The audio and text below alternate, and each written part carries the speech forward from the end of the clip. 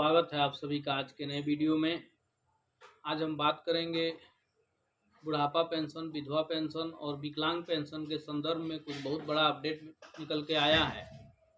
इसी संदर्भ में आज का ये वीडियो होगा। तो वीडियो बनाने से पहले आप सभी से हम एक रिक्वेस्ट करेंगे कि पूरा वीडियो ज़रूर देखें। अच्छा लगे तो अपने यार दोस्तों में शेयर भी करें ताकि उन लोगों तक जानकारी पहुँच सके। तो पहले बुढ़ापा पेंशन या विधवा पेंशन या विकलांग पेंशन, कोई भी पेंशन पहले जो खाता लगा करके ऑनलाइन करवाए थे उस खाते में चला जाता था, लेकिन अब ऐसा सिस्टम नहीं है। अब जो है कि डीबीटी के माध्यम से पेंशन भी जा रहा है। तो जिनका भी पेंशन आ रहा था और उनका अगर 2-3 अकाउंट है तो जिस अकाउंट में आधार कार्ड लिंक होगा, डीबीटी सर्विस ऑन होगी। लिंक होना दूसरा विषय होता है और डीबीटी सर्विस दूसरा विषय होता है।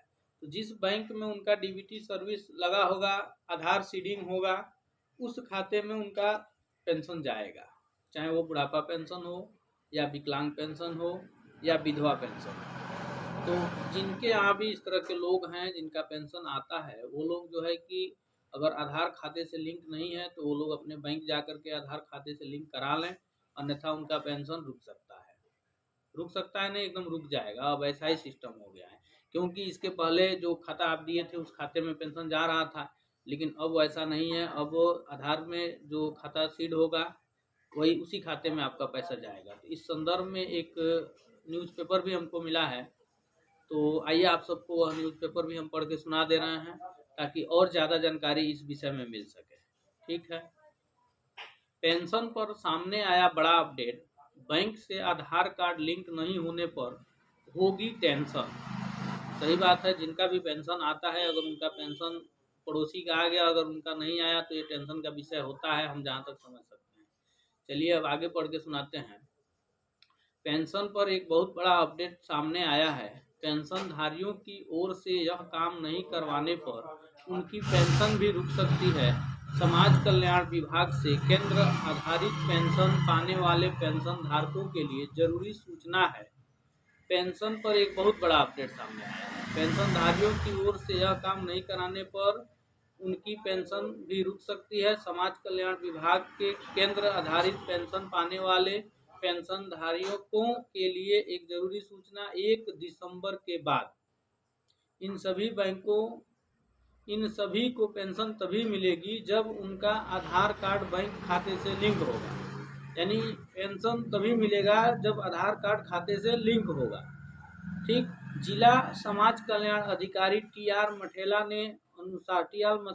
के अनुसार वृद्धा पेंशन, विधवा पेंशन और विकलांग पेंशन, वृद्धा पेंशन, विधवा पेंशन और विकलांग पेंशन और दिव्यांग पेंशन, दिव्यांग और विकलांग एक ही विषय होता है।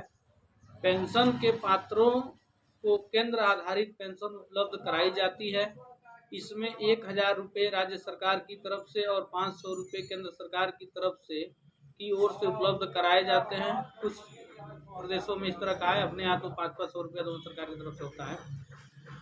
यूपी में शासन ने यह व्यवस्था लागू कर दी है कि 1 दिसंबर से तभी पेंशन जारी की जाएगी जब पेंशन धारकों का बैंक खाता उनके आधार से लिंक होगा। उन्होंने बताया कि इसके अलावा पेंशन धारक का मोबाइल नंबर समाज कल्याण विभाग के कार्यालय में उपलब्ध होना चाहिए। ऐसा नहीं होने पर पेंशन जारी करने में परेशानियों का सामना करना पड़ सकता है। यह जरूरी है कि समय और औपचारिकता पूरी कर ली जाए। समय रहते हुए अपनी जो है कि चॉइस वगैरह करा लें। बताया कि हरिद्वार जिले में ऐसे 22,000 पेंशन धारक हैं। सभी की सूची प्रतिबंधित विकासखंड कार्यालय में सहायक समाज कल्याण अधिकारी को उपलब्ध करा दी गई है।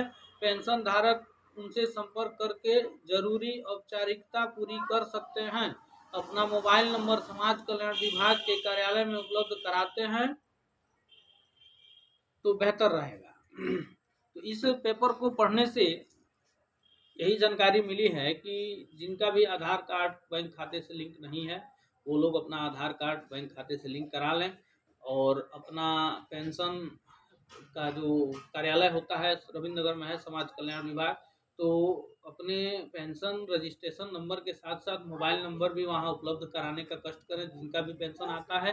अगर वहाँ मोबाइल नंबर नहीं है तो विषय है कि आप तक अगर कोई सूचना पहुँचानी होगी तो वो लोग कैसे पहुँचाएंगे।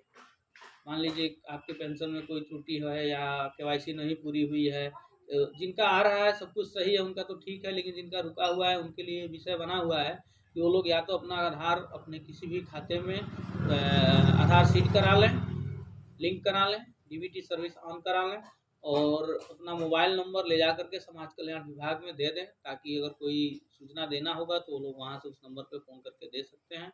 तो ये हमें जहाँ तक लग रहा है कि 2020 के पहले जिनका पेंशन आ रहा था उनके साथ इस तरह का हो सकता है कि उनका खाता लिंक ना हो, उनका मोबाइल नंबर वहाँ पे ना हो, इस तरह का विषय हो सकता है। लेकिन 2020 के बाद जिनका भी मोबाइल पेंशन ऑनलाइन हुआ है, चाहे वो बुढ़ापा पेंशन हो या वृद्धावस्था ये विधवा पेंशन हो या विकलांग पेंशन हो, तो 2020 के बाद जिनका भी हुआ है उनका तो डिजिटली हुआ है और जो है कि मोबाइल नंबर जोड़ करके ही ऑनलाइन हुआ है, चाहे कहीं से भी हुआ हो।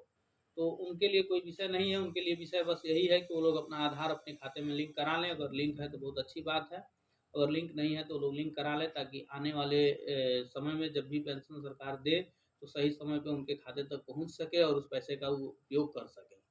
तो जिनका भी जो है कि लिंक नहीं है, अब चेक कैसे कराएंगे कि आपका आधार कौन से बैंक में लिंक है या कैसे है क्या है।